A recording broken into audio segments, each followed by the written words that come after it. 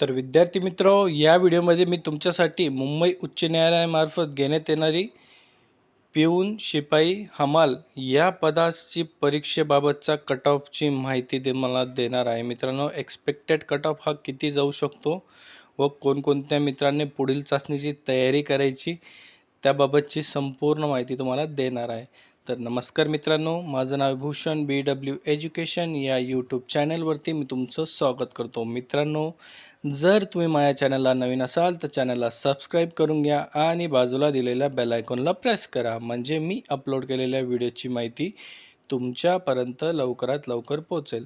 आणि मित्रांनो, मी आपल्या प्रॉडक्ट सेक्शनमध्ये विविध इम्पॉर्टंट बुक्सच्या लिंक दिलेल्या आहे. मित्रांनो, तिथं जाऊन तुम्ही ते खरेदी करू शकतात. हे पुस्तकं तुम्हाला पुढील सर्व भविष्यातील स्पर्धा परीक्षांसाठी कामी येतील. तर बघा विद्यार्थी मित्र, आपल्या सर्वांनाच माहिती आहे की माननीय उच्च न्यायालय मुंबई यांच्यामार्फत दिनांक 26 एप्रिल 2026 रोजी शिपाई, फराश व हमाल या पदाकरता चाळणी परीक्षा ही घेण्यात आली.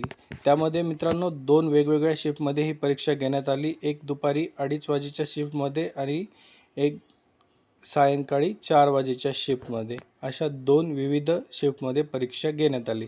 तर मित्रांनो, पहिल्यांदा कट ऑफबद्दल बोलायचं झालं तर बघा, यामध्ये सकाळी जो पेपर झाला होता म्हणजेच 2:30 वाजेला दुपारी जो पेपर झाला होता मित्रांनो, तो थोडा सोपा होता आणि 4 वाजेच्या पेपरमध्ये थोडंसं काठिण्य पातळी होती मित्रांनो.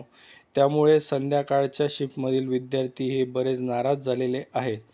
तर मित्रांनो, यामध्ये आता तुम्ही कट ऑफबद्दल बोलायचं म्हटलं तर छत्रपती संभाजीनगर येथे जवळजवळ 1400 ते 1500 मुलांना त्यांना चापल्य चाचणीसाठी बोलवायचे आहे. तर मित्रांनो, या खंडपीठाचा जो कट ऑफ आहे हा जवळजवळ 25+ मार्क जाण्याची शक्यता आहे.